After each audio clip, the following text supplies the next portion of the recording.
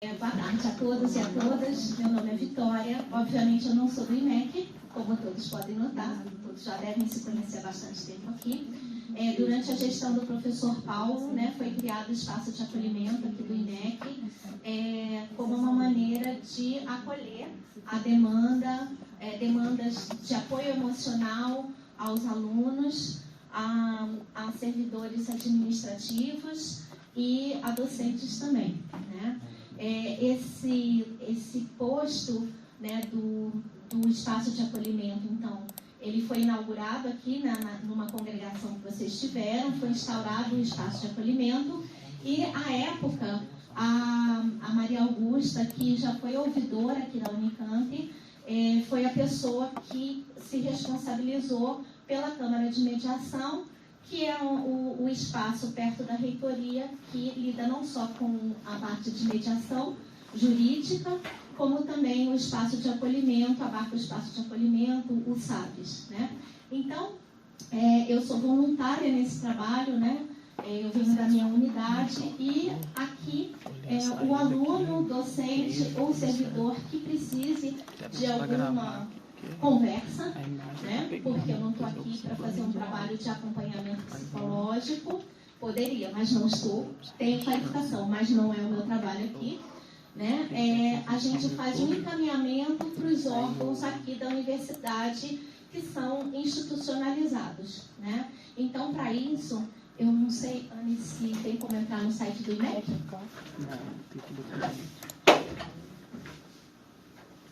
Aqui, Eu acho que aí tá melhor. Beleza.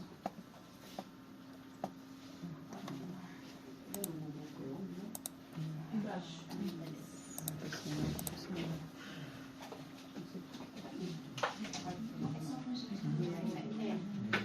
Então, caso alguém queira, as demandas que a gente tem aqui, principalmente do alunado, são muito diversas. Desde pessoas que são laudadas com alguma questão psicoemocional, que vêm me procurar, pessoas com dificuldades de aprendizagem, pessoas com muita ansiedade, essas pessoas elas podem acessar aqui o site do IMEC mesmo, na parte de administração, entrar nesse Google Docs. E esse Google Docs é um formulário inicial para o aluno, que ele pode pedir sigilo ou não, e quando ele preenche esse Google Docs, eu recebo um comunicado para ler do que se trata, se é uma reclamação, elogio, denúncia, etc., o assunto, a mensagem. E também tem o próprio e-mail do espaço de acolhimento. Então, o aluno, quando entra em contato, eu recebo esse comunicado, eu sempre possibilito o aluno, ou quem quer que seja que me procure, a possibilidade de ter um atendimento virtual ou presencial, Tem gente que se sente mais à vontade com um atendimento virtual. Tem outras pessoas que preferem um atendimento pessoal. Então, eu venho aqui, tenho a salinha que era do professor Chico, que é minha salinha atual. Minha não, de quem for do espaço, Mas é a sala do professor Chico que eu faço esses atendimentos. Uma outra questão que eu acho que é importante falar, eu fui procurada pela APG, a Angélica, que é uma das representantes da APG, para a gente fazer um trabalho de roda de conversas junto com os pós-graduandos. Então, já participei de 2 rodas de conversa. Ela, inclusive, eu tenho insistido com ela, porque ela fez um levantamento muito grande do perfil dos alunos pós-graduandos, não só o perfil a coisa mais básica de gênero, idade, mas tem informações interessantes que ela conseguiu levantar, tais como se o aluno toma alguma medicação para a saúde mental, quais são as dificuldades dele, ansiedade, depressão, enfim, muitas informações importantes para o andamento dele dentro aqui da unidade, do seu, como pesquisador. E eu gostaria muito que ela pudesse apresentar isso depois para a direção, né? Mas ela também está enrolada na pesquisa. E eu também tive na aula da professora Laura Rifo, para os alunos ingressantes no primeiro semestre desse ano. Eu preparei uma prática, né? Digo prática porque não foi palestra. Eu resolvi fazer uma coisa interativa para trabalhar um pouquinho com os alunos o que seria uma melhor qualidade de vida sendo aluno da Unicamp, né? Tentando lidar com todas as ansiedades, as viradas de noite. Então, é esse trabalho que eu tenho feito aqui dentro do IMEC, fico à disposição. Né? Como eu falei, eu já atendi docente, já atendi servidor administrativo e já atendi alunos, então nem se fala. Né? E eu acho que é isso, eu me coloco à disposição, tanto pelo e-mail ou se alguém precisar indicar, e eu acho que seria importante para os alunos, né? Eles geralmente vêm me procurar no período de provas, né? Que aí todo mundo desespera. Mas assim, fico à disposição para o que for possível, tá? Então é isso, muito obrigada, gente.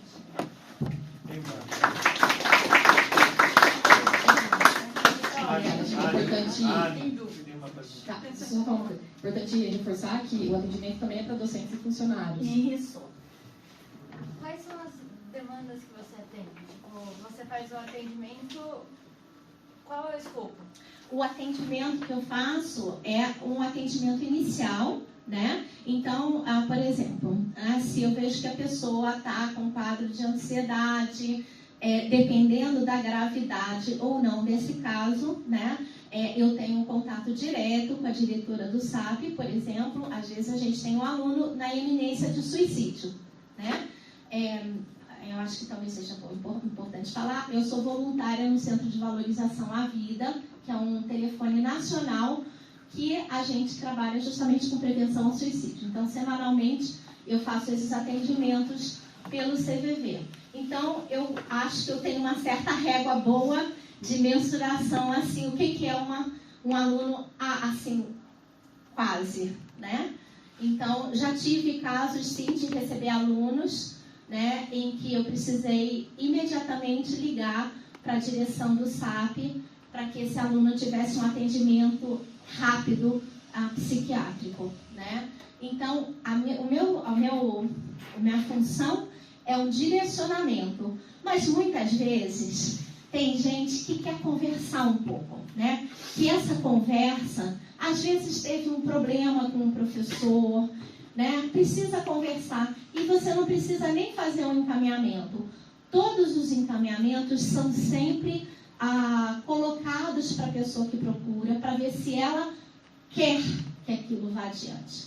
Então, se é um caso, por exemplo, de violência sexual, né? É a Vivian que trabalha com isso. Eu não trabalho, mas eu vou direcionar para a Vivian, né? Já teve casos de eu ligar para a Vivian e falar: Vivian, preciso rápido, né? Mas ela é que trata disso. Só que aí eu vou direcionar para a Vivian. Muita gente não sabe da existência dos SAPs, né? Ou se uma pessoa está com algum problema, se é um servidor, algum problema na área de saúde mental, tem aí os lugares que eu posso direcionar. Mas às vezes só uma conversa, por incrível que pareça, adianta. E sempre uma conversa sensata, gente, porque as pessoas elas estão tão desequilibradas que elas às vezes não veem que a situação ela é simples. Conversa com seu professor, né? Conversa com seu professor, né? Então, assim, para eles, às vezes, o docente é tão Deus e tão inatingível que uma coisa boba, que é uma conversa, não é resolvida. Então, muitas vezes isso se resolve. Se não, eu encaminho. Alguma outra questão? É isso, gente. Muito obrigada, então.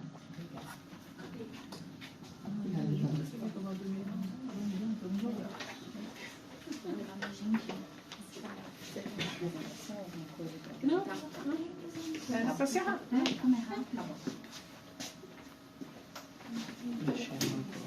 Eu vou pensar, pelo menos.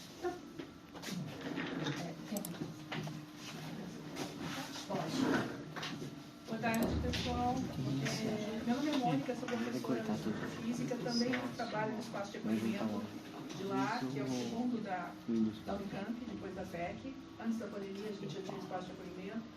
E aí durante a pandemia, acabei entrando na Comissão de Gênero e Sexualidade da Diretoria Executiva de Direitos Humanos. E eu estou aqui só para fazer um preâmbulo antes de passar a palavra para a Vivi, de qualquer ideia dos SAGs. Então, as comissões assessoras, né, a Gênero e Sexualidade é uma delas, dentro da diretoria, elas têm o papel de pensar em políticas para a universidade, políticas públicas, assessorar políticas públicas em geral. E, obviamente, boas políticas se fazem com dados. Então, as minhas colegas, eu não estava ainda na comissão nessa época, elas foram atrás de dados, como todos os bons pesquisadores. E aí chegaram à conclusão que não tinha como ter os dados. Por quê? Porque os casos eram tratados de uma forma mais ou menos aleatória, de acordo com a vontade do gestor de plantão no local onde aconteceu algum episódio. Então, houve um esforço muito grande, e aí eu ressalto a Ana Maria Fonseca, a Regina Facchini e a Tânia do Saco, né, que participaram desse primeiro, fizeram um GT para discutir isso, foram em todas as congregações de unidades explicar a ideia e tudo mais, e desse esforço nasceram duas iniciativas que acho que foram as primeiras concretas, né, dentro da DEDH, que é justamente a política, né, que a gente tem uma deliberação com o Sul, uma política de, como é que chama? Política de atenção à violência sexual. Combate à violência sexual e discriminação de gênero, então vamos ver se curto, né?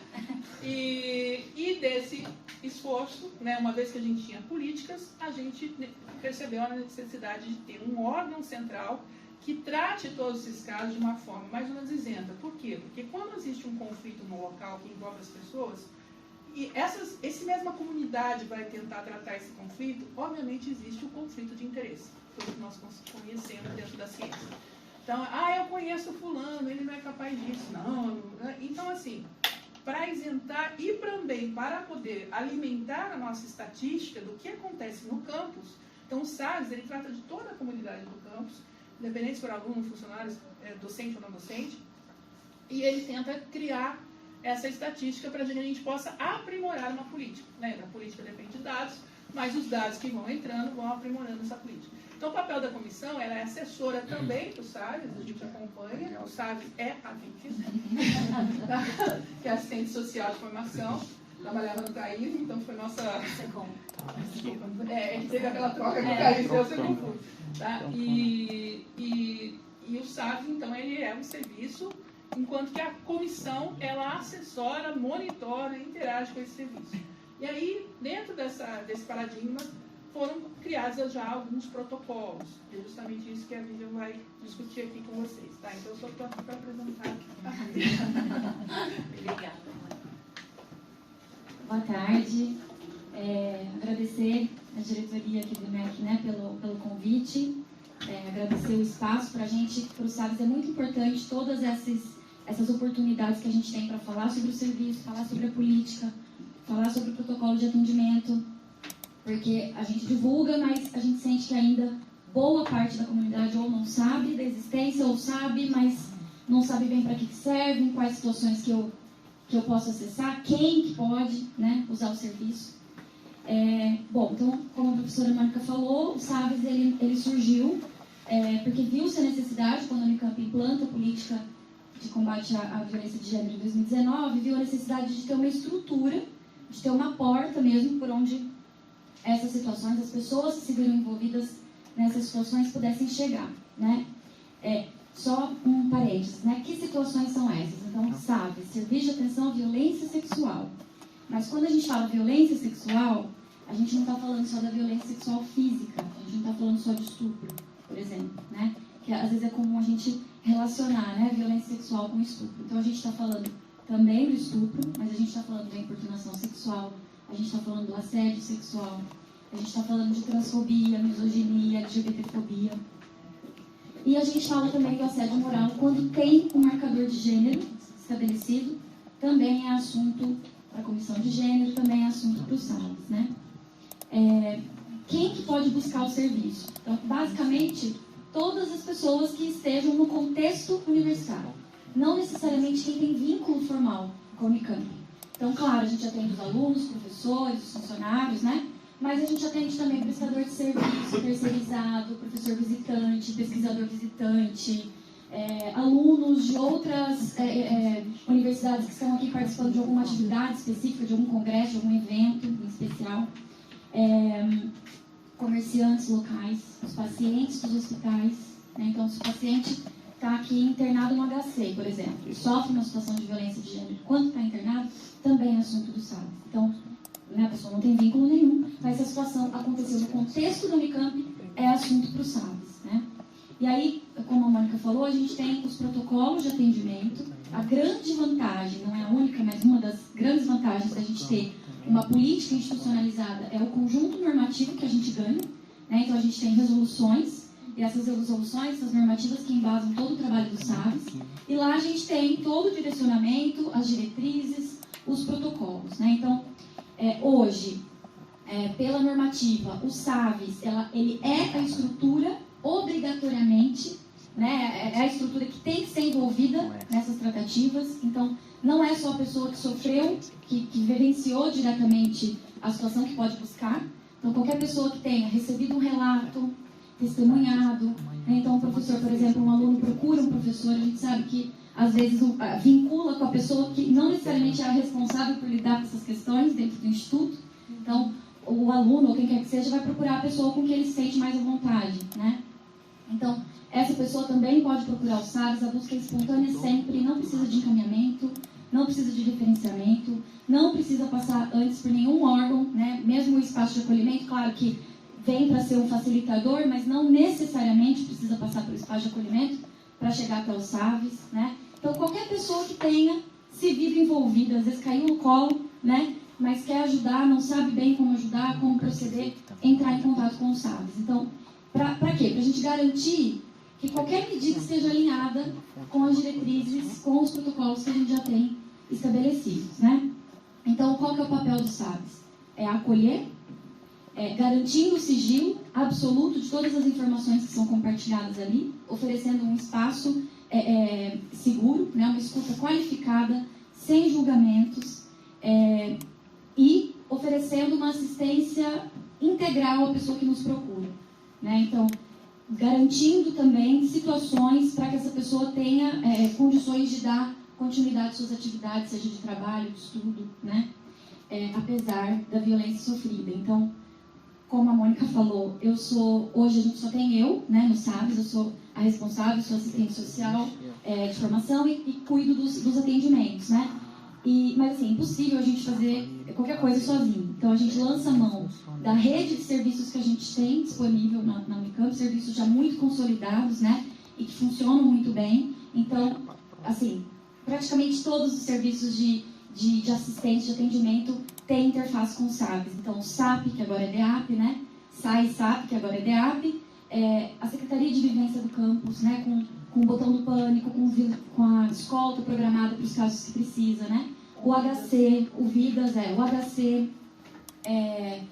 o CAISME, que a gente tem um ambulatório de violência sexual, né? Que funciona dentro do CAISME, DGRH, os RHs locais, enfim, uma série ali de serviços que a gente tem trabalhado em conjunto, não só serviços aqui dentro, então, essencialmente os que estão aqui, mas não raro a gente precisa encaminhar para serviços fora daqui também, né? Então, distritos policiais, Delegacia da Mulher, Defensoria Pública, Centro de Apoio à Mulher, que é um serviço da Prefeitura de Campinas, enfim, e muitos outros também. O objetivo do SAVES é, primeiro, assistência. Esse é o objetivo primeiro. Independente do que a pessoa vai querer fazer com relação àquela queixa que ela está trazendo. Se ela vai querer formalizar uma denúncia para a instituição, se ela vai querer prestar boletim de ocorrência.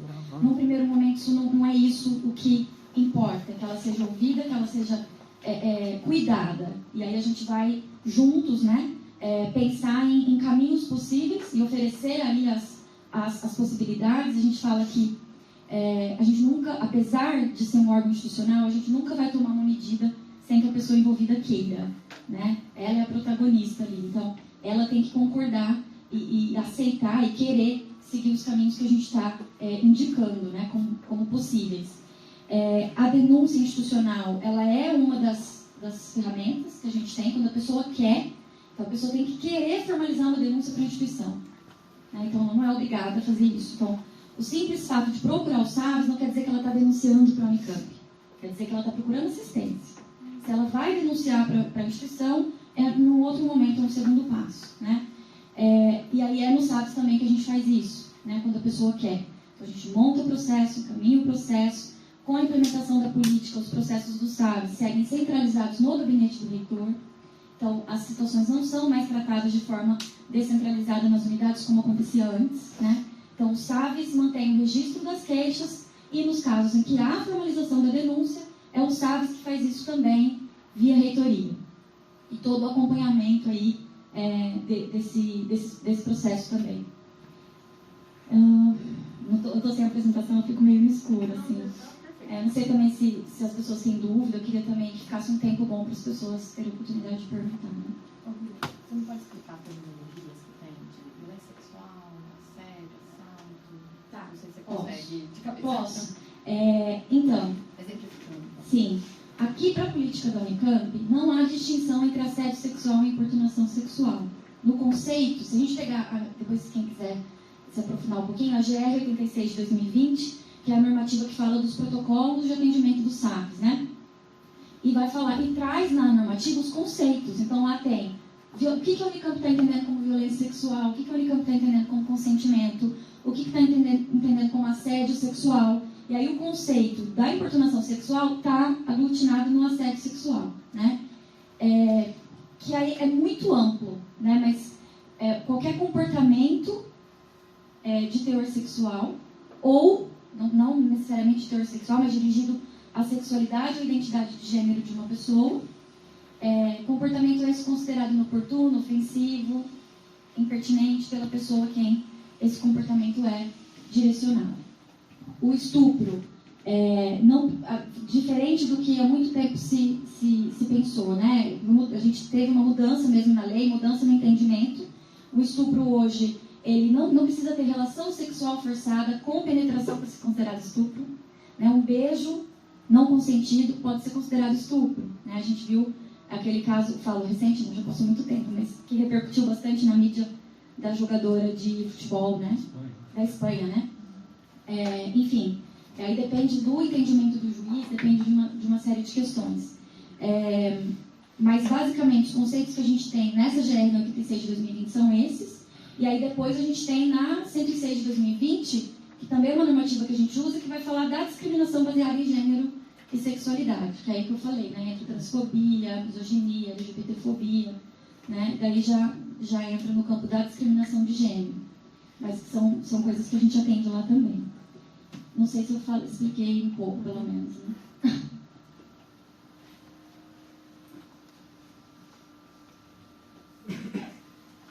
Perguntas?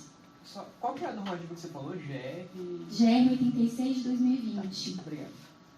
Ela é o nosso arroz com feijão lá do SAVES. Como é que fica a questão do sigilo, por exemplo, de quem procura o SAVES? A pessoa tem um sigilo garantido? Sim, o sigilo é garantido. Por exemplo, se o caso demandar alguma tratativa, vamos supor, uma acomodação no laboratório. Vamos supor que é um estudante, tem que acomodar essa estudante no laboratório onde ela realiza suas atividades de pesquisa. Que aconteceu lá dentro, entre um outro estudante, estou aqui imaginando uma situação só para ficar mais fácil, e precisa acomodar. Então, isso que eu quero dizer quando eu falo, eu vou propor uma medida para ela tem que concordar. Né? Por quê? Porque eu vou precisar envolver outras pessoas. Então, por exemplo, eu vou conversar com o orientador, eu vou conversar com a coordenação da pós-graduação. Ela tem que saber, ela tem que estar consciente, ela tem que concordar com essas tratativas, digamos assim, que isso seja levado para outras pessoas. E aí a gente, claro, cada pessoa que a gente vai envolvendo, a gente vai falando da necessidade do sigilo, da necessidade de não exposição dos envolvidos, né? E tudo isso a gente vai muito no tete-a-tete, assim, e pedindo e explicando da necessidade do sigilo, né?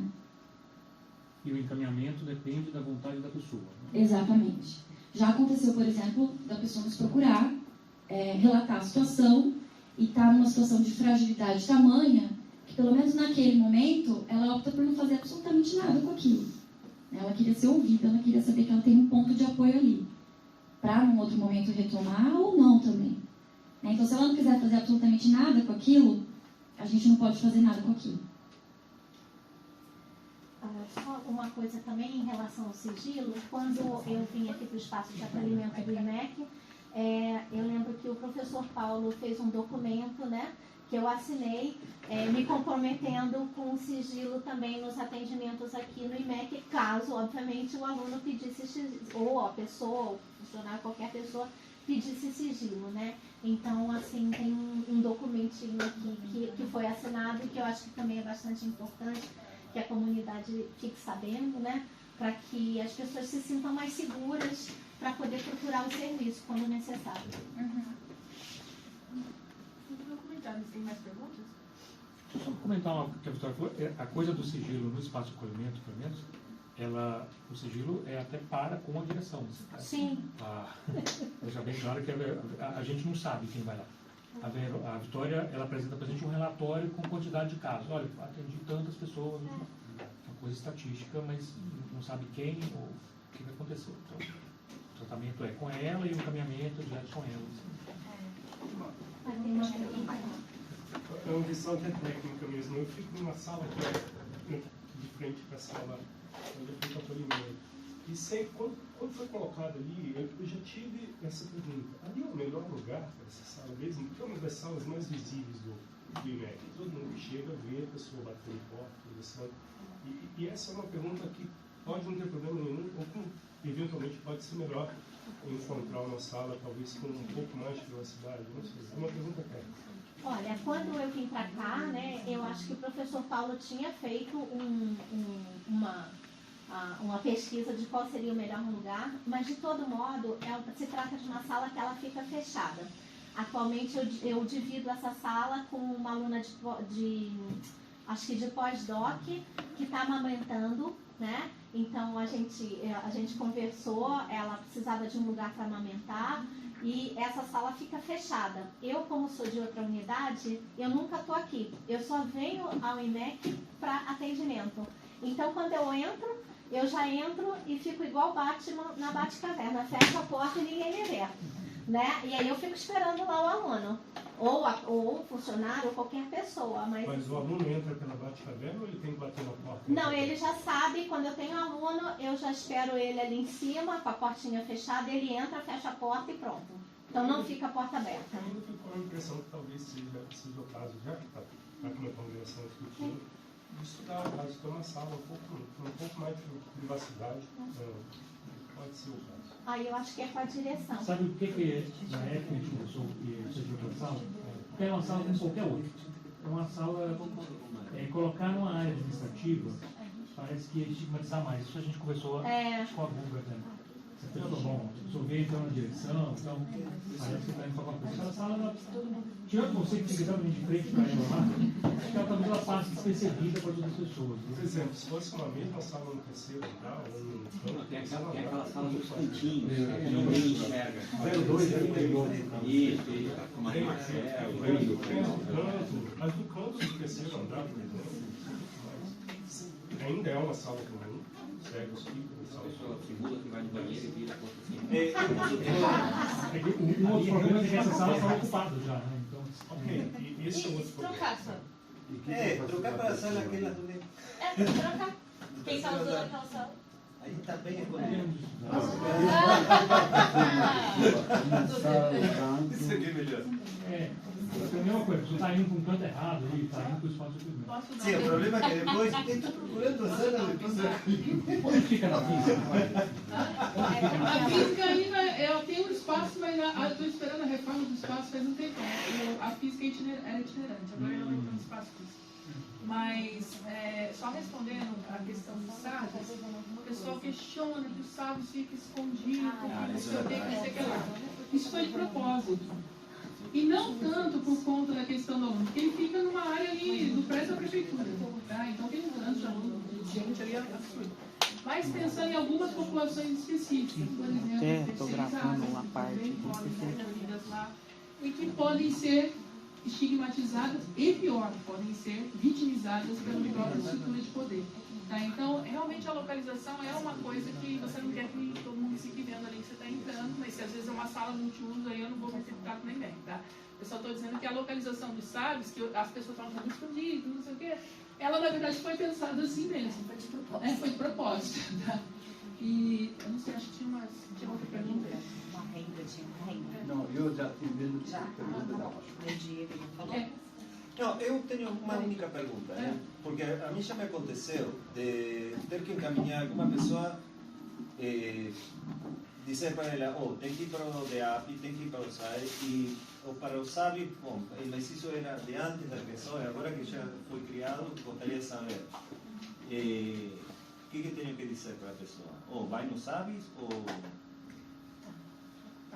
Entendeu? Porque, pode ir também, né? Pode ir também, mas os atendimentos são agendados.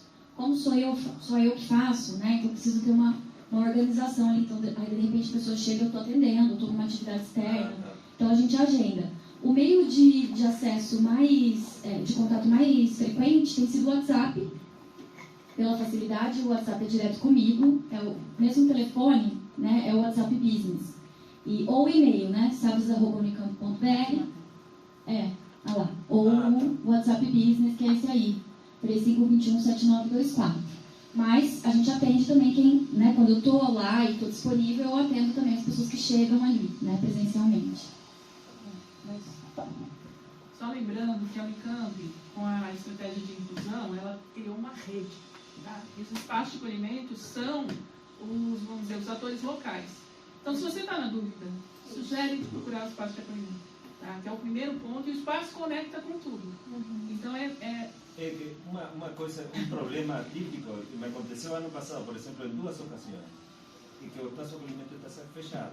A pessoa estava aí em crise. Sim, mas aí você faz um acolhimento, explica que o espaço de acolhimento é mediante agendamento, assim como sabes também, se você chegar lá, não temos como criar uma estrutura que tenha 24 horas à disposição. Imagino. A Faculdade de Educação tem um celular que, segundo a pessoa que fica com ele, me disse, estão 24 horas à disposição. Mas eu falei, se estiver dormindo, você vai ouvir o celular. Eu põe no vibratório e não escuto.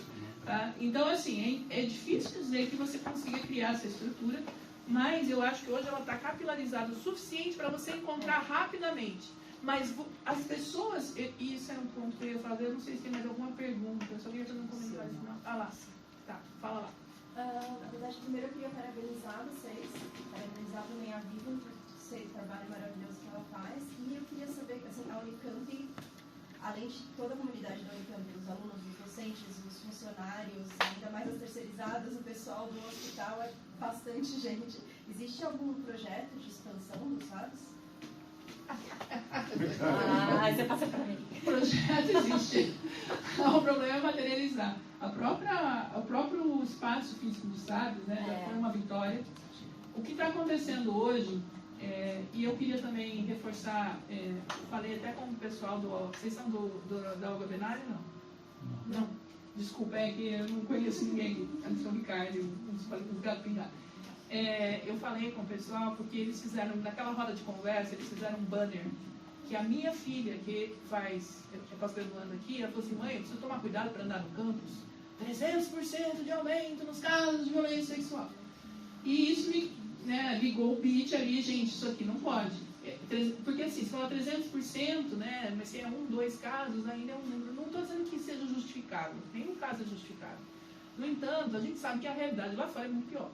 Tá? Então, nós temos um número de casos que cresceu, principalmente porque, lembra, a ADVH de 2019. 2020 veio a pandemia. O SABs foi criado no período da pandemia. Os atendimentos eram muito direcionados por pessoas que sabiam que tinham SABs. Eu mesmo encaminhei alguns casos para o SABs na época. Mas a questão toda é que daí veio o espaço físico, que demorou, porque tem que comprar móvel pela DGA, né? Não falei nada. E tudo mais. E a gente tinha a Camila saiu porque ela pegou uma posição na UNB, daí veio a Vivian e tudo. Então a gente estava sempre preocupado em ter uma pessoa no atendimento, mas a gente não tinha uma demanda conhecida. E aí que eu falo da necessidade de você ter dados. Você não pode estruturar um serviço que atenda 24 horas e ficar lá uma pessoa 24 horas sem fazer nada. E a Unicamp pagando. Não faz sentido. Então, o que está acontecendo, e eu entendo que, assim, não há, eu falei isso na CAD, algumas pessoas falaram que eu estava menosprezando. Eu falei, não estou menosprezando.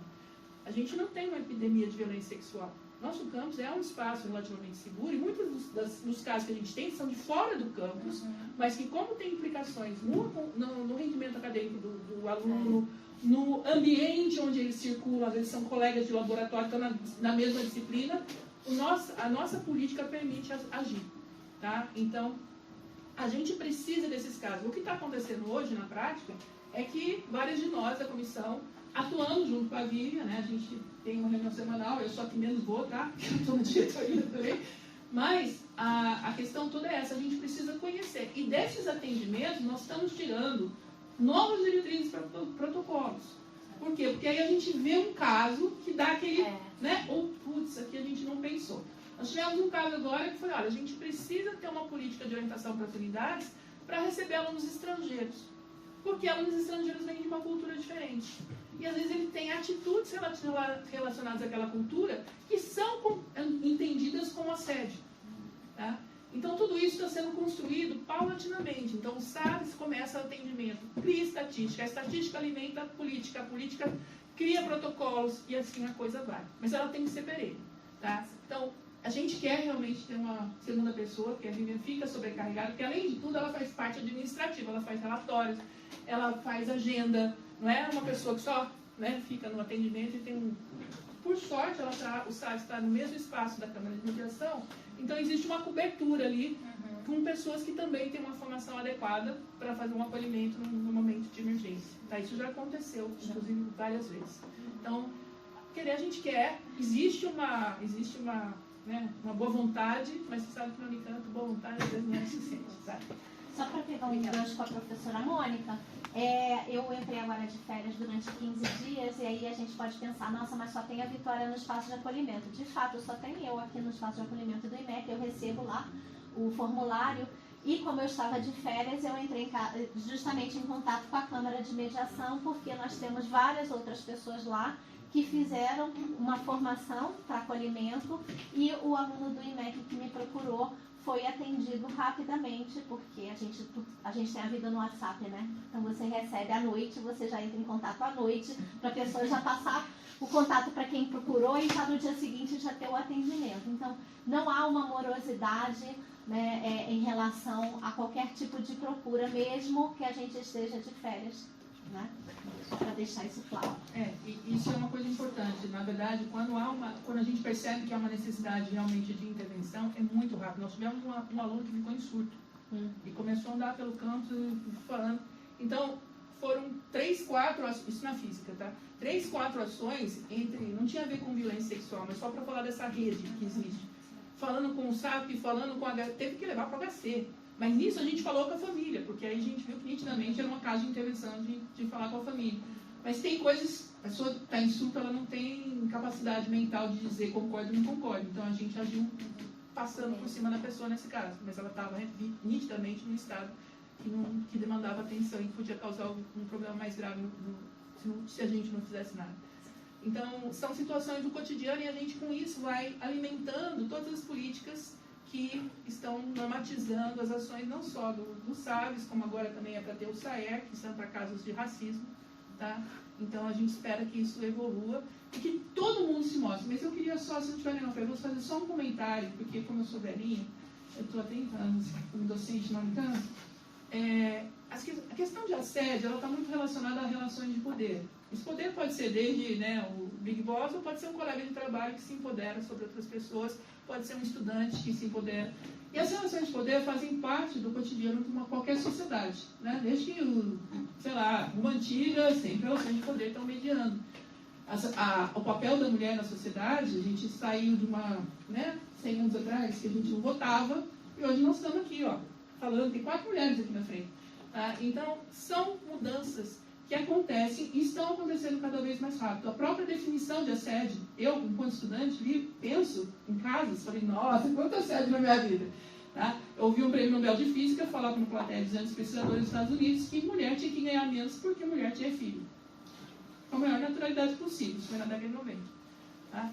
Então, as coisas mudam. Enquanto docentes, às vezes, ou funcionários que estão vivendo aquele cotidiano, sempre no mesmo local, a gente tem que ficar antenado, porque o nosso ambiente está sempre mudando. Então, pessoas novas, nós estamos num ambiente universitário onde todo ano a gente está recebendo jovens, cada vez mais de geração, já perdi a conta, tem geração G, millennial, eu já não sei mais o que é. Só que nós temos que estar atentos a essas mudanças. E mesmo que a gente não goste, tem colegas que falam esse wokeismo aí, ele está ali. E a gente vai ter que lidar com ele. E se a gente não dialogar entre as partes, a gente não vai chegar a lugar nenhum. Só vamos chegar em briga, discussão, mais assédio, mais confusão. Então é importante a existência dos órgãos para tentar neutralizar essa discussão, tirar os conflitos de interesse envolvidos, centrar no que realmente compete, e assistência, como a Vivian falou, é o primeiro passo, porque há uma vítima, e essa vítima nem sempre é mulher, tá? Sim. Isso é importante dizer. Então, isso é o que a instituição precisa proporcionar, mas nós, enquanto parte da comunidade dessa instituição, nós temos o nosso papel a cumprir também, tá? Seja encaminhando para os órgãos, se a gente não sentir à vontade, sendo acolhendo uma pessoa que está em situação de estresse e que precisa falar naquele momento com alguém, mesmo que você não sinta capacitado, mas às vezes só de escutar já tem um efeito, como a Vitória falou, né? Exatamente. Tá? Então, só esse alerta, porque principalmente para os velhinhos que nem eu sei porque meu marido, a gente fica tendo discussão, ele é mais velho que eu, a gente fica tendo discussão o tempo inteiro, porque a gente tem que olhar o que está acontecendo e a gente tem que pensar nessa realidade para onde a gente está caminhando. Não adianta querer dizer, eu vou ficar aqui e não vou sair daqui porque eu penso assim. Tá? Mas o mundo está mudando. Então a gente precisa olhar o mundo também. Senão nós vamos estar sempre em conflito com gerações mais jovens. Tá? Então desculpa dar o recado para os velhinhos, mas eu me incluo na categoria. Acho que é isso, né? Já tomamos o tempo da congregação suficiente.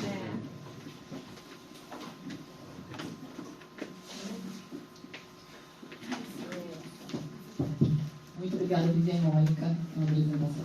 A gente vai fugir agora. É bom. Tchau, gente. Boa reunião. Olha, que eu já tinha agradecido, mas eu pessoal. Não, eu que agradeço, gente. Tchau, tchau.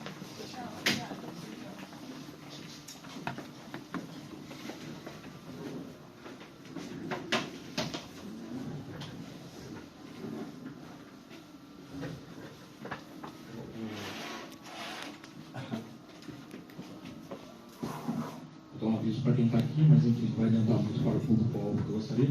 Essa transmissão no YouTube está sem som, mas a gente está gravando. Então, no vídeo, na congregação, teremos. Eu não sei usar a música, se soubesse, seria uma boa.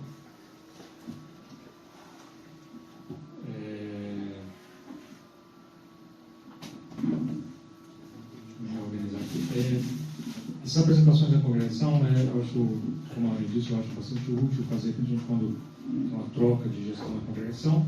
E acho que na congregação mês que vem vai ter uma da Convest, né? Não sei, é o Zé que vem? Ou o Rafael, talvez? Rafael. Porque, bom, a gente está no processo de definição sobre aquela questão de cotas PCD no vestibular. Parece que se aprovar no Consul de setembro ainda dá tempo da Convest implementar o próximo vestibular. E alguém da Convest vem aqui explicar a proposta e tirar qualquer dúvida. Bom, vamos dar prosseguimento à congregação. Então, justifique a ausências. Queria lembrar os membros. Queria lembrar a todos os sinais de presença. A gente tem duas atas para aprovação. A gente tem a ata da terceira reunião ordinária, no dia 6 de junho, e a ata da quarta reunião extraordinária, no dia 4/7. Alguém tem alguma correção nas atas? Na ata da quarta reunião, na linha 174, é a minha fala. Então diz aqui que eu falei, né? O fato de não ter sido chefe de departamento ser impeditivo.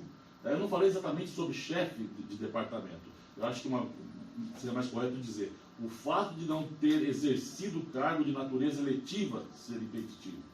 Tá, manda para a gente por escrito. Manda por escrito depois. Tá bom. Foi isso que eu disse. Eu não falei só sobre. É um exemplo, não um departamento, mas eu falei no geral. Devia ser na discussão sobre a transferência do MOS. Né? Exatamente. Mais alguma correção? Bom, coloquem em votação então as duas atas, com essa correção do Jaime. Favorável se manifesta como estão, contrário se manifesta, abstenções, Carreira, João e Pedro. Então a gente... Vou fazer os comentários que eu ia fazer nos informes. Faço agora? Faço depois? Vou fazer de uma vez, porque eu acho que a ordem do dia está tranquila. Então, continuar no expediente aí. Alguém quer se inscrever no expediente? Belote. Diego, você não, eu estou olhando para você porque você sempre levanta a mão. Bom, eu posso informar uma coisa. Eu estou inscrevendo o Diego também.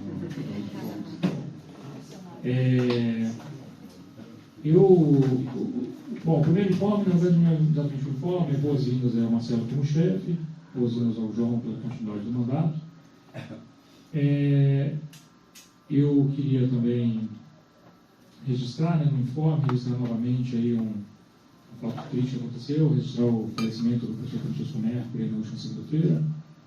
A gente mandou a nota de falecimento, a SBM escreveu um obituário sobre o Mercury, mas eu acho que vale a pena comentar que, além do currículo dele, além de tudo aquilo, de receber a Nacional do Mérito Científico, ser professor titular aqui por muito tempo, admiro muito o comportamento pessoal do professor Mercury, que, mesmo aposentado do IMEC já, ele aposentou em 2003, ele era uma pessoa que sempre estava disponível para bancas de concursos, para bancas de tese, pessoa que sempre estava por aí, fazia questão de lecionar cursos na pós-graduação, cursos muito elogiados por todo mundo. Deu um curso no nosso verão agora, no verão da pós-graduação em matemática. E queria destacar também aí o professor Mercury italiano, né, o nome do nega, formado pela La Sapienza, doutorado em Chicago, e destacar aí o papel dele, a importância dele nessa colaboração muito grande que existe entre a matemática brasileira e a matemática italiana. Ele é uma pessoa que contribuiu muito para isso, abriu muitas portas nesse sentido.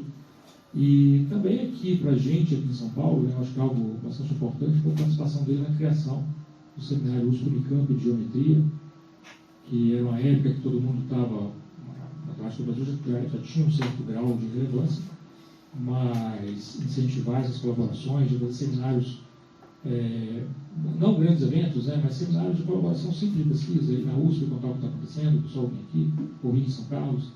Ele é uma pessoa muito empolgada com essa ideia, uma ideia que continua até hoje, que no IMEC, o professor Henrique, o professor Lima continuam coordenando os seminários. A gente tem realizado aí algumas edições, pelo menos uma edição por semestre, ou aqui ou na USP, que está acontecendo. Vou destacar esse papel aí do professor Franco, a gente deixará saudades em todos aí na comunidade do IMEC. A gente está tentando organizar um evento aí, em homenagem ao Franco. Então, nas próximas semanas a gente manda uma notícia, obviamente, dentro do seminário USP Unicamp de Geometria. Uma bela homenagem para ele. A gente teve reunião do Conselho Universitário essa semana, né? A pauta era uma pauta até razoavelmente tranquila. Um assunto que talvez seja bom, que é de interesse de toda a universidade, é porque o Conselho Universitário alterou as regras para a criação de departamentos nas faculdades e nos institutos. A gente tinha uma regra no regimento da Unicamp, no estatuto da Unicamp, ela limitava o número mínimo de docentes que precisaria ter no departamento.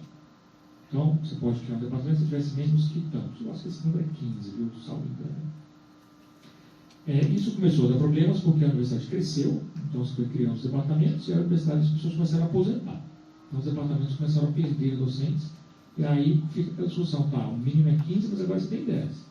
Esse departamento não deveria existir. Assim.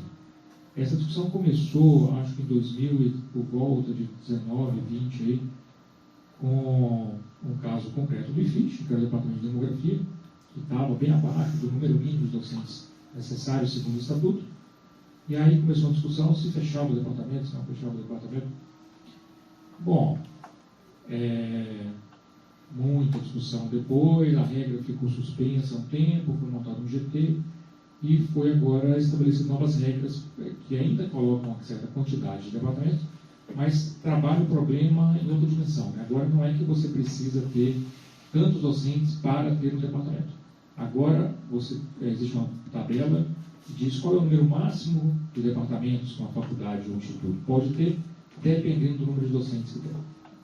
Então tem uma faixa, né? Se você está entre tantos e tantos docentes, você pode ter no máximo tantos departamentos. Para unidades grandes como o IMEC, né, que tem 90 e poucos docentes aí, o número máximo de departamentos que o IMEC pode ter passa para 8. É preciso deixar muito claro que é o seguinte: a norma, Marinda, nós não vamos criar. Mas assim, falando sério, a gente tem liberdade para criar alguns departamentos sem ter essa preocupação muito grande com o número mínimo de docentes. Mas o espírito da regra não é dizendo, olha, agora você pode ter até 8 departamentos, cria os 8 departamentos. Então é isso, o IMEC tem mais 5, né? Mas outras unidades, esse número, essa diferença entre o máximo e o atual é até maior, e tem unidades onde não tem departamento. Poderia começar a criar departamento. A criação do departamento ela tem que ser aprovada ainda pela CEP, pelas instâncias competentes, e ela tem que ter uma justificativa acadêmica. Então, o número máximo não significa que, sem a justificativa acadêmica, você pode criar um departamento. Tem que ter algum vínculo aí, talvez com alguma pós-graduação, algum curso, alguma coisa assim. Mas eu avalio de forma bastante positiva esse assunto sair do Estatuto da Unicamp. O Estatuto não devia falar quantos docentes no departamento, porém, a gente cria outro problema, né, que é existir esse número máximo. Acho, e já comentei em várias reuniões, que assim, tudo isso foi motivado por uma questão de um caso concreto, específico, que aconteceu no nosso vizinho ali do Edifício. Poderia ter sido resolvido de outra forma. Olha, excepcionalmente vai ter tantos. Quando for contratando, esse departamento naturalmente vai ser recomposto e tal. Mas existe alguma chance de que a mensagem com essa aprovação futura seja de que agora podemos ter e vamos criar. Por que não vamos se... Bom, no pior dos casos, né, são 5 GRs a mais para alguém. Então é um risco que isso aconteça, mas ainda precisará de uma justificativa acadêmica forte na criação dos departamentos. Eu estou tentando chegar na metade do meu mandato, né, mas não chega de jeito nenhum. Mas eu acho que se alguém começar a querer criar 5 departamentos agora, eu não pego esses 5 departamentos como diretor. Então tudo bem, eu não estou aí. Porque eu sei que com 8 chefes ia ser meio caótico, assim, né?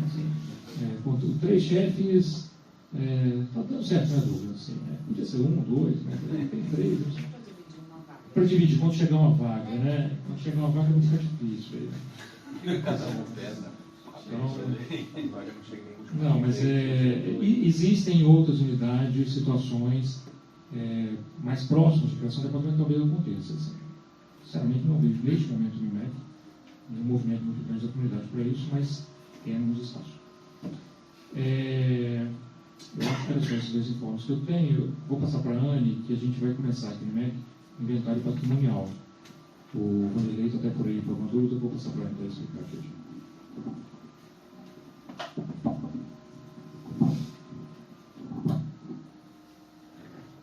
Então vamos lá. Sobre o inventário patrimonial.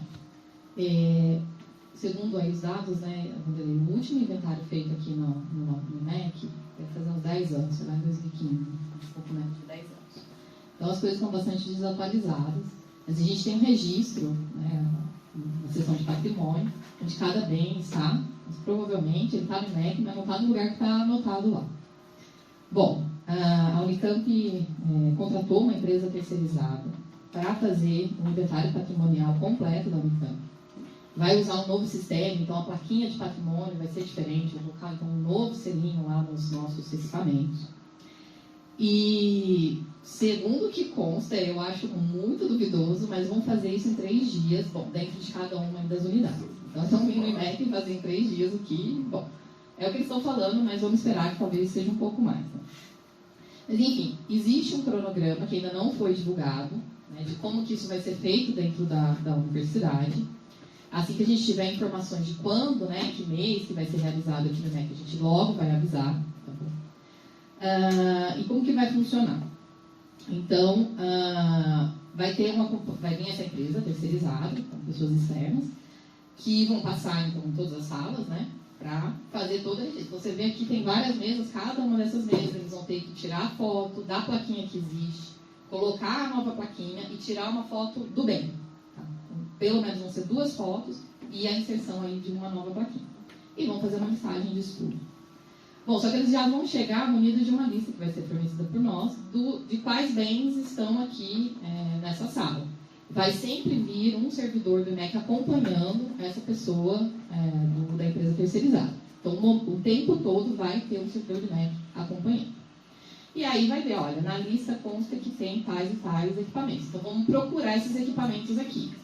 Então, tudo que tiver plaquinha vai ser repatrimoniado, né? Vai ser inserido uma nova plaquinha. Bom, se não for achado, aí a gente vai ter que, vai ser aberta uma sindicância, mas é para ser uma coisa simples. Apesar de uma sindicância, segundo o que falaram, é para ser uma coisa simples. É meio que para tentar procurar onde o bem está e se não achar, enfim. É isso. Mas assim, pra gente, né, no nosso, como que a gente tem que se comportar agora quando chegar o dia do inventário. Então é importante, assim que chegar, eles marcarem essa data com uma certa antecedência, a gente vai mandar uma lista do que tem. Então, por exemplo, eu como docente, tenho minha sala lá no terceiro andar, então eu vou receber a lista dos bens que estão listados como estando na minha sala. Bom, eu já sei que meu computador não vai estar lá, porque vai estar lá na diretoria. Então, eles vão chegar lá, o computador não vai estar. Mas tudo bem, eu posso ou já fazer a transferência e dizer, olha, meu computador não está lá no 305, ele está aqui na diretoria agora. Então, eu já posso atualizar essa informação, e quando eles forem lá na minha sala, eles não vão procurar esse computador, porque eu já sei que ele não está lá. Mas, às vezes, a gente empresta, leva o computador para casa, né, pede aqui autorização para levar as coisas para casa. No dia do inventário, a gente tem que trazer o bem para cá, porque ele vai ter que ser patrimoniado. Tem que tirar uma foto, tem que colocar a plaquinha. Então, vocês vão saber o dia que eles vão vir, né? O Vanderlei junto com a Sheila. Eles vão montar um cronograma aqui dentro, interno do IMEC. Você vai saber mais ou menos o dia. Se você não estiver aqui no dia, se programe para deixar os equipamentos, de preferência à vista, né? Lá em cima da mesa, alguma coisa assim, para facilitar o serviço, tá? Se não tiver ninguém, não tiver avisado nada, a sala estiver fechada, vão entrar na sala, de novo, sempre com o servidor do IMEC junto, e eles vão procurar esses equipamentos dentro da sala. Então, se você se organizar ali, vai ficar mais fácil para todo mundo. Tá? Eu acho que era isso. Mais alguma coisa, Vanderlei, que eu esqueci? Alguma informação? Equipamentos que ela tem dentro do armário, né? Nós vamos abrir o armário, mas aqueles armários que estão fechados, não tem o que fazer. Fechar o armário, fechar o equipamento, tem em cima da mesa, sendo da Unicamp, ele vai tirar a fonte e vai fazer tudo isso. E sobre a listagem, eu fui verificar hoje, está horrível a listagem. A listagem, houve uma migração do sistema SIX para o novo sistema, e tem coisas esparramadas para todo o e-mail. Então, o que está na sua sala, provavelmente está na minha. Eu estou com um estabilizador lá de 30 caveatos de fato na minha sala, tamanho de uma mesa. Está mostrando para mim, na minha sala. Então, ela está toda bagunçada. Nós vamos até emitir a listagem, mas não se assustem. Não se assustem, porque a listagem está totalmente... Mas, Vanderlei, pelo menos assim, o equipamento, o responsável por cada equipamento está correto? Porque daí o local pode estar errado, mas se eu souber aquilo que está sob minha responsabilidade... O que está errado, que a gente observou, é que o código do órgão está errado. Que nem equipamentos da sala 102 está colocado na área do patrimônio. Equipamento que está na sala 137 está no operacional. Então, ele está tudo bagunçado nesse sentido. A posição sim, mas, por exemplo, se eu perguntar quais são os equipamentos que estão no meu nome, a minha cadeira, o meu computador... Tem que tirar por sala. É? Eu vou ter que tirar por sala. Não consegue tirar por pessoa. Não consegue tirar por pessoa. O responsável é o código. Então, se eu tirar o código da matemática, chego no departamento que vai ter todos os bens que estão naquele código lá. Está tudo misturado. Tem coisa que está na matemática aplicada que funciona naquele código. O que nós vamos ter que fazer que vai dar muito mais trabalho? Nós vamos ter que pegar o sistema e colocar lá sala 101, tudo que tiver na sala 101, independente do código, listar. E aí entregar. Independente do código. Aí, eu acho que é um pouco mais fiel ao que esteja dentro da sala. Se tirar por código, código de responsável. Só para a escala de tempo, quando vocês pretendem emitir essa lista e quando eles vão vir fazer a... Então, há um cronograma, eles já estão no Unicamp, na DGA e na ICAM. Eles estão pegando lá como referência para soltar o cronograma. Aí depois nós vamos ficar sabendo como é que essa empresa vai chegar aqui no e-mail. Nesse meio tempo, a gente tem que pegar a listagem, deixar ela pronta e mandar com uma boa antecedência para cada um. Pelo menos dar uma conferida básica ali, porque o trabalho deles. Eles não vão vir com listagem nenhuma. Eles vão chegar dentro da sala, vão pegar o item, vai fotografar o item, se tiver patrimônio, e vai considerar ele lá naquela sala. Aí depois, se eu estou com a lista e vejo que tem uma cadeira sem patrimônio, mas está na minha listagem, eu posso falar para ele, olha, está aqui, pode colocar para aqui. Isso eu posso fazer. Isso pode fazer na hora? Ele pode fazer na hora. Se for aquela cadeira e está na minha listagem, eu vou falar, o patrimônio é tal, porque muitas vezes a plaquinha caiu. Entendi. Entendeu? Então, mas tanto na listagem. A listagem ainda não tem uma previsão de quando ela vai ser enviada? Não tem. E tem o secretário, só equipamento que é da Unicamp, que for incomodado, eles não vão fazer levantamento nenhum. Então, que ser incomodado, está fora da última pergunta. Já que a listagem está errada e não vai corrigir, não é melhor já mandar ela de jeito que está? É assim, a listagem não pelo sistema, quando você vai imprimir ela pelo código do responsável, está toda bagunçada. Qual é a nossa ideia? Pegar lá, sala 102. Tudo que estiver na sala 102, listar. O que significa? Vai ter item da sala 102 que vai estar no código do patrimônio. E tem item que está na sala 102 que está no código da matemática aplicada. Não tem problema que esteja em código diferentes naquele momento. Então vai dar um pouquinho mais de trabalho. Porque antes a gente ia pegar o código, aí ia pedir a impressão e encaminhar. Agora não dá para fazer isso. Então vocês estão fazendo esse trabalho de agrupamento por Agrupamento por sala. Para aí, quando vocês terminarem, vocês vão enviar. Aí envia para cada um dos docentes para poder. Obrigado. Pedro e Gabriel. Eu acho que o agrupamento por código, por sala, digamos, facilita o trabalho da companhia que vai vir. Dificulta o trabalho dos professores. Isso é óbvio. Tá? Então, deveria ser feita uma tentativa de, como sugeriu o Bilotti, que nos dê a cada um, certo, de que somos responsáveis. Se poderia consultar o pessoal de informática. Digamos, é um problema de banco de dados. Eu acho que isso não pode ser. O sistema não é da informática. Não, o sistema o sistema é da DGA. Sim, mas o sistema da DGA, quando foi feita a migração de um sistema para o outro, foi aí que aconteceu o problema. Eles não têm como resolver. Só vai resolver isso após o inventário. Como característica, eu estou observando, sempre o trabalho cai sobre o professor. Mas olha, porque são duas coisas, na verdade. Essa listagem, por exemplo, como chama? Autorização para uso de bens residentes. E isso é uma coisa, isso a gente consegue fazer para a pessoa saber. Mas tem um problema, porque assim, a gente tem que passar também os bens, todos os bens estão na sua sala. Só que formalmente, as coisas que estão na sua sala, elas não estão lá. Você não é exatamente responsável por ela. Quem é responsável é o chefe. Tudo está lotado no departamento de alguma coisa. Eu esperava que o chefe falasse alguma coisa. Não está linkado com o nome da pessoa. Isso é o grande problema. Para esses de uso de casa, assim, eu acho que pode avisar uma pessoa. Se você tem autorização de bem, olha, você pegou autorização, você tem um notebook e um monitor. Isso aí a gente pode tentar despachar para a pessoa, para ela ir localizando bem lá o negócio. Na realidade, você não vai nem saber. Você está com a listagem na mão, para você ter noção do que está na sua sala.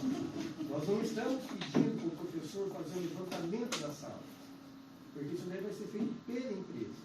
Mas se você tem uma lista na mão, pelo menos você tem noção, olha, do que eu tenho aqui. De repente tem coisa lá, olha, isso aqui não pertence a mim. Mas na cada sala, no corpo, agora temos aquele peixinho. Está tudo desatualizado. A minha só tem o plástico. Eu lembro a aula começou a fazer e não tem não. Só tem o plástico colado, não tem o papel de jogo. É assim, gente, o que aconteceu foi assim. Foi feito o inventário, a aula estava aqui em 2015. O inventário do INEP foi feito. Quando houve a migração de um sistema para o outro, foi depois do inventário. O que aconteceu? O sistema antigo e o sistema novo não conversou. E aí, todos os bens... A Unicamp. Não foi o Unicamp Chega quando vai ser o outro, então a imigração não vale. Mas como não, que não conseguiu. leva a informação? Então, em outro vídeo, cara, tinha bens baixados como ativo. Então o sistema bagunçou toda a listagem, toda a carga patrimonial, todos os estudos. Não é só do IMEC. Por isso que vai ser feito agora sem novidade. No anexo 1, como é que vai ser feito? Que eu aprendi, não é os alunos que estão alocados nas salas agora, que vão checar ou fazer, ou vão ter que fazer alguma coisa? Gente, assim, vocês não têm que checar nada. A empresa vai ter lá e ela vai fazer um levantamento. O que não for encontrado no Instituto, nós vamos fazer uma segunda diligência para fazer a localização desses bens. Tá? O que não foi encontrado, abre-se a sindicância. A sindicância é para dar baixa no equipamento. Deu baixa nos equipamentos, acabou. E depois do inventário, já pela lei, o que tiver abaixo de R$ 1.500, automaticamente ele vai estar baixado. Mas essa lista que você vai enviar para os professores, lá no anexo 1, você vai enviar para os alunos respectivos da sala ou não? Não, se for um desejo, pode enviar. Eu acho que é anexo 1 e do 2, né? Os dois têm a mesma questão, mas é que o anexo 1 é salas individuais, o outro é laboratório, mas então... Nós podemos até enviar para vocês. Mas eu não acho que é para ter nada no anexo 1, viu? Porque, assim, então, na minha sala tinha um computador na época, porque eu tinha solicitado, mas aí eu devolvi. Bem Eu não sei simples, quais salas estão nas mesmas condições. Eu realmente não sei. Eu sei que algumas das salas das entidades estudantis lá estão com bens patrimoniados, mas está tudo bagunçado. Assim. Quando a gente chegou em 2022, a gente foi conferir a relação de bens e tinha coisa que estava faltando, que aparentemente surgiu em algum momento da pandemia. E daí foi aberta a sindicância de algumas dessas coisas, mas não sei como é que está a situação agora, assim. Então acho que é bom dar uma olhada nisso, sim. Deixa eu só falar um pouquinho. Eu acho que eu que acabei levando a coisa para errado, tá? Assim, a empresa que vai fazer o serviço de ver o que está lá, patrimoniar, a princípio você não precisa fazer nada. Tá? Só que o que vai acontecer? Se eu tenho na minha casa um laptop, um computador e uma tela. Se eu não trouxer para ser patrimoniado, depois eu vou ter que, em algum momento, o patrimônio vai entrar em contato comigo. Olha, Anny, esses bens não estavam aqui, a gente tem que patrimoniar isso. Aí eu vou ter que trazer. Então, assim, é ruim para o nosso servidor aqui, para ficar acionando o professor. Então, era mais focado nas coisas que a gente tem em casa, lembrar de trazer no dia que for feito o inventário. Mas é esse equipamento que eu acho que é importante a gente lembrar de trazer. E aí, para esse, a gente tem aí os termos de uso, né, que a gente consegue enviar para os docentes. E talvez, não sei se os alunos têm também, a gente pode enviar se os alunos tiverem. A última pergunta, e é a mais incomum. Se na hora que a empresa falar que tiver um bem que não está na lista, não está patrimoniado, eu posso pedir para ele patrimoniar, que aí não vai passar toda a burocracia. Não. Não pode. O risco é você ter um bem lá, que nós não temos o número de série na lista, tá? Ele consta na lista e aí a gente achar que tem que patrimoniar. E o bem é seu particular. Então, se eu quiser fazer isso, não é assim que você patrimonia, você não pode... Eu sei que não é, mas eu estou querendo um atalho. Eu posso fazer não, isso? Precisa dar nota fiscal, saber de onde veio o bem. Não custa nada perguntar. Eu confio em você, mas eu preciso onde você arrumou esse bem que você quer ver. Você pode fazer a doação. Isso. Documento, nota fiscal. Bom, tá bom. Foi só uma pergunta. Mais alguma pergunta, Joana? Bom, eu vou falar rapidamente da obra. Então, chegou o relatório desse mês, referente ao mês passado, né? Segundo o dado que está lá, a obra está cumprida 26,39%. E isso já está com um atraso de 150 dias, então são aí 5 meses, né? Quase 5 meses. Eu dei uma passeada hoje com o Vanderlei, né? A gente passou nessa filmada que, a princípio, é a que está para ser finalizada primeiro. A gente já chegou ali no 3º andar, eles nem entram, porque os andares de baixo estão melhores, né? Mas a gente, de qualquer forma, a gente deu uma olhada lá em cima também. Mas, de fato, o do auditório e do 1º andar estão próximos de serem Então, vou colocar finalizados pela empresa, mas que não significa que vai estar entregue e que vai estar finalizado. Tá? Já está com revestimento, já está com os vasos sanitários instalados, as pias instaladas, principalmente o do térreo, está quase lá. Do primeiro andar também está perto do fim, mas assim, ainda tem algumas coisas a serem feitas lá. Então, as janelas estão todas sujas de massa, né? Tem janela quebrada, então tem todo um trabalho a ser feito mesmo, né, depois dessa parte da construção em si ter sido finalizada. Fora que tem que fazer teste para ver se está funcionando a água, eletricidade, esgoto, e você só pode fazer isso depois que a prumada inteira estiver finalizada. Então não adianta a gente olhar o auditório e ver, nossa, acho que tá quase lá. Mas no terceiro andar não tem nada, não tem revestimento nenhum. Então, assim, vai demorar muito ainda para isso ser entregue. Apesar de eles terem falado que entregariam no final de julho, então eu já não acredito mais em nenhuma promessa deles. Então, assim, realmente não há prazo para entrega dessa prumada. Acho que infelizmente essa é a notícia que a gente tem para dar. Talvez o barulho ali, a poeira do térreo do primeiro andar, em breve fique reduzida. Mas assim, é mais achismo, tá? Porque a gente não sabe. Pode, inclusive, né, o modelo estava falando para mim, pode acontecer um problema com a tubulação e eles vão ter que abrir e refazer. Isso pode acontecer, porque ainda vai ter a vistoria da coisa funcionando.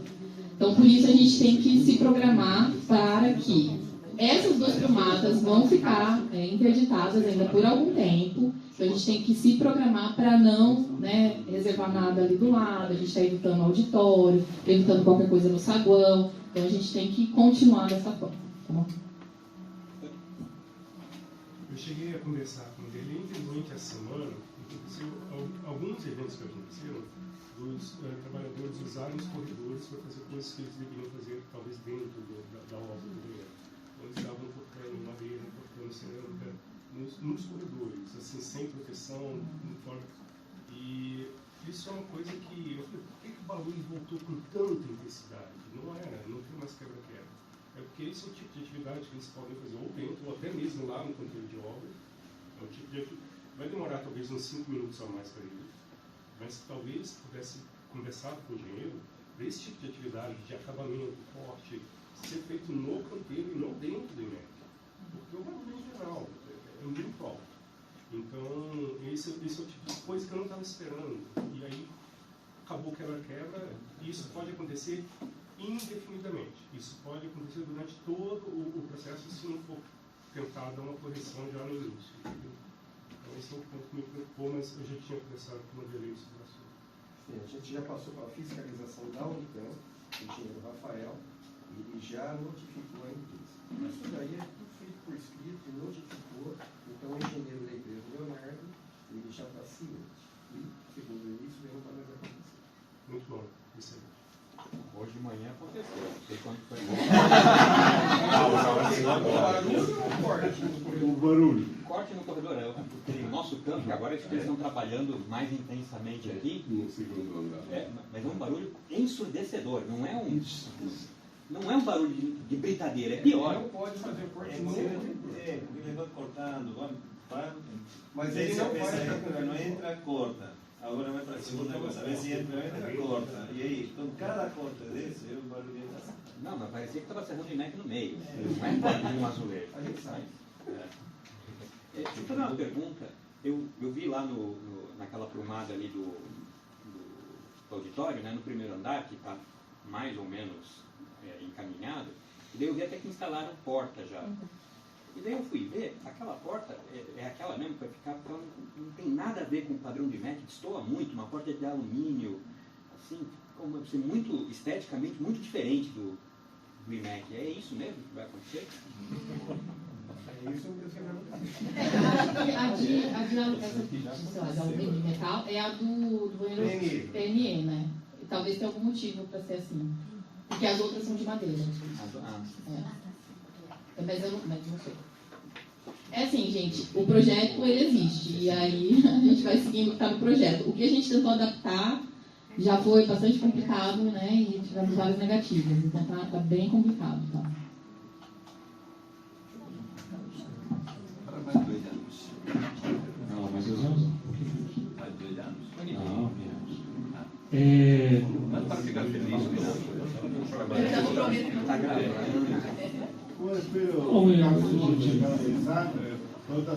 Olha,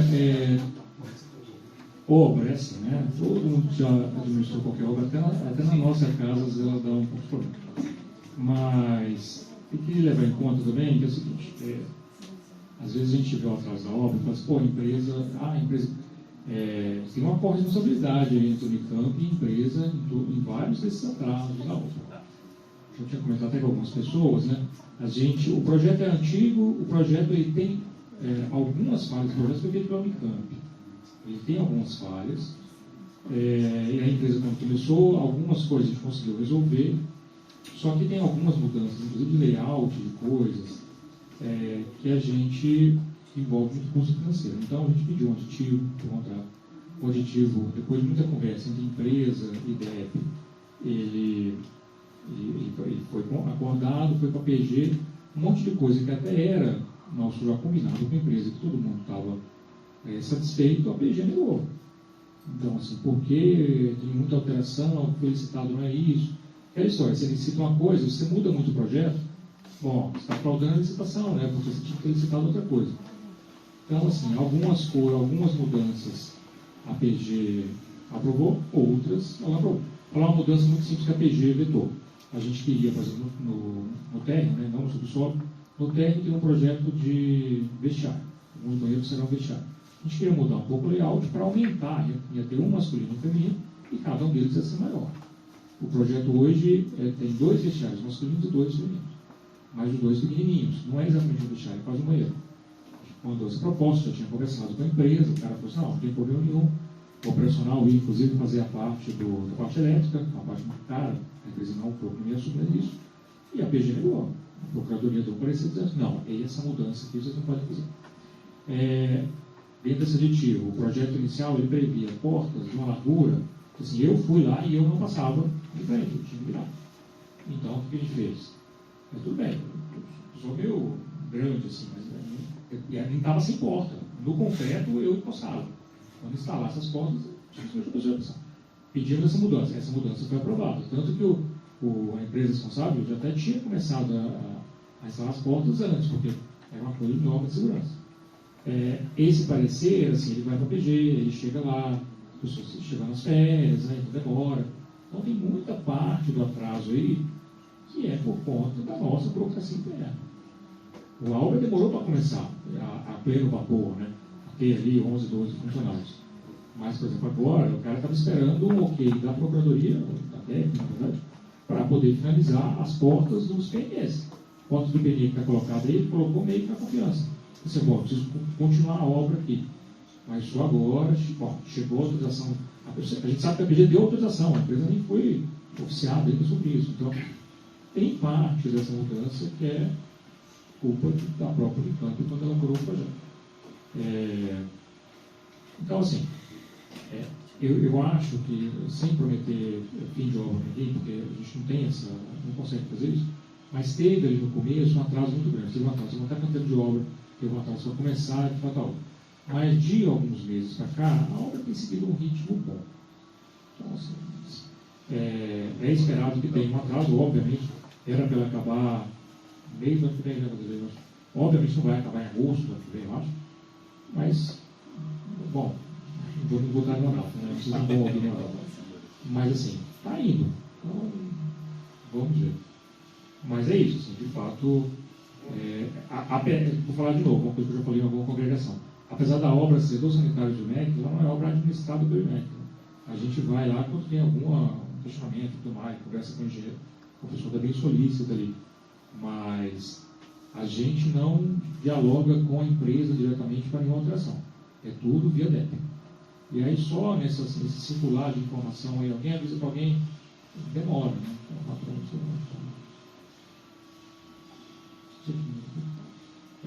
O outro inscrito é o piloto. Não, era só para dar duas notícias aí. A primeira é que no Conext da sexta-feira passada foi aprovado o primeiro programa de extensão institucional do IMEC, que é o programa olímpico do IMEC. Então, isso agora passa a ser um programa da universidade, né? Esse programa, então, ele congrega vários projetos de extensão ligados a Olimpíadas que o IMEC já tinha de muitos anos. O mais importante é o MU, mas também tem o Programa de Iniciação Científica Júnior, o Polo Olímpico de Treinamento Intensivo, Mentoria Olímpica e o BMEP na Unicamp. Esses são os projetos que estão vigentes hoje e todos mais ou menos relacionados a esses temas olímpicos. Agora que o programa existe, outros projetos que porventura sejam criados ligados a esse tema podem se vincular a esse programa também. E a vantagem de fazer parte de um programão é que existem linhas de financiamento dentro da Pró-Reitoria que correm por fora de editais que programas podem pleitear. Então era esse o anúncio, já foi aprovado no Connect, vai subir para a CEP, mas meio que a CEP apenas ratifica aquilo que já passou no Connect, não faz mais nenhum juízo de mérito nem nada. E hoje é quinta, até amanhã, dia 9, está aberto o período para fazer pedido de bolsas de extensão. Então, quem tiver algum projeto de extensão já aprovado no IMEC, pode pedir bolsas de extensão associadas a esse projeto. Né? O pedido é feito direto pelo site da ProEd, lá, né? Google Forms lá que você preenche. Isso está aberto até amanhã. Se forem projetos ligados agora a esse programa olímpico, inclusive no ranqueamento, ele deve ganhar uma pontuaçãozinha extra por fazer parte de um programa já. Então eram esses dois anúncios. Não, queria agradecer o Bilote, todo mundo que esteve envolvido nessa proposta desse programa olímpico do IMEC. De fato, do ponto de vista acadêmico, eu acho que tem um ganho muito grande, porque tem coisas que você pode fazer existindo um programa, mas do ponto de vista administrativo, você também facilita muito o trâmite em termos de transpor recursos de uma coisa para outra, então é bem legal. E o programa olímpico do IMEC, ele reúne basicamente, além do ALMU, várias coisas que orbitam ali em torno do OBMEP, né? E assim, talvez em número de pessoas atendidas, talvez seja um dos maiores programas de extensão do Unicamp, se não o maior, o segundo maior. São 10 mil, né? Bem significativo. Tem o PIC, tem o POTI, tem o OBMEP Unicamp. Então, em termos de Olimpíadas, né, assim, a gente tem a Olimpíada de História, que traz bastante gente ao campus, e tem a ALMU, que traz bastante gente ao campus. Eu acho que, em termos de atividades que de fato a comunidade vem fazer alguma coisa aqui, né, localmente no nosso campus, talvez tenha a UPA, a Olimpíada de História, e depois a ALMU. Então, com orgulho também que ter essas. Esse item, o Bilote está comemorando a aprovação, mas a gente está com a pauta hoje de aprovação do de referendo, quando foi submetido. Eu ia destacar esse item, eu vou destacar mais. Douglas? Eu só queria perguntar, tipo, no caso, isso é específico para o programa olímpico do IMEC, então, para as Olimpíadas de Matemática do IMEC. Não é, tipo, não existe perspectiva de, por exemplo, agregar a Olimpíada de História ou a OAB, por exemplo, né? Tá, ok. Não, porque muito provavelmente o FIT deve ter alguma coisa nesse sentido com a Olimpíada de História. Então, a gente basicamente juntou todas as Olimpíadas que eram coordenadas por pessoas do IMEC e colocou num guarda-chuva só. Pessoal, vamos passar para a ordem do dia. Diego, eu escrevi o Diego, né? Então. Não, eu só tenho um informe que todos, bom, alguns de vocês devem ter recebido um e-mail da DAC informando sobre a existência na sua turma ou na turma do docente de algum aluno com alguma necessidade de adequação curricular, né? A DEAP está tentando de alguma forma começar a incluir na universidade ou implementar a Lei Federal de Inclusão. Está tendo na EA2, né? A EA2 na verdade está prestando espaço. O Bilote e eu fomos na primeira reunião sobre adaptação curricular de estudantes com deficiências, práticas e procedimentos na Unicamp. É uma palestra que todo mundo pode assistir, mas é muito, quase igual à palestra que a Adriane Pelissoni deu aqui no IMEC quando eu convidei da última vez, né? Pessoal, eu sei que é complicado, o DEAP o que está dizendo é o seguinte: se você tem alguma dificuldade, não hesitem em nos contatar para que a gente está aqui para ajudar. Tá? Essa foi mais ou menos a mensagem que estava saindo da reunião. eu só trazer alguns números, né? Na matemática a gente tem 21 turmas com alunos que estão precisando adequações. Na estatística tem 8 e na matemática aplicada tem 5. Né? 5 turmas que estão precisando de adequações. Isso não significa que, ou seja, tem uma quantidade de 35 turmas, né, que estão precisando de alguma adequação. Isso não significa que são 35 alunos. Por exemplo, há vezes que um aluno está em mais de 4 ou 5 turmas. Mas, bom, é isso. E hoje na CCG também saiu, eu já tinha comentado com o professor Jaime em conversa de corredor, mas hoje na CCG saiu, ou foi mencionada assim, a problemática de cola nas provas, né? Ou procedimentos inapropriados. E bom, está sendo visto o que pode ser feito para agilizar o processo, né? E como lidar com esse tipo de situações. Mas bom, assim que tiver alguma outra novidade eu vou trazer. E está na SPLN, né, um grupo de trabalho que está fazendo, ou está elaborando uma proposta de modificação do regime de exercício domiciliar, né, e abono de falta. Então, assim que sair algo disso, eu trago. Vamos entrar na ordem do dia, então. A gente não tem nenhum destaque da pauta. Então, alguém quer destacar algum item? Bom, se não, vou colocar os itens em votação, todos os itens na pauta inteira. Favoráveis, permaneçam na comissão. Contrários, abstenções. Bom, então, pessoal, muito obrigado.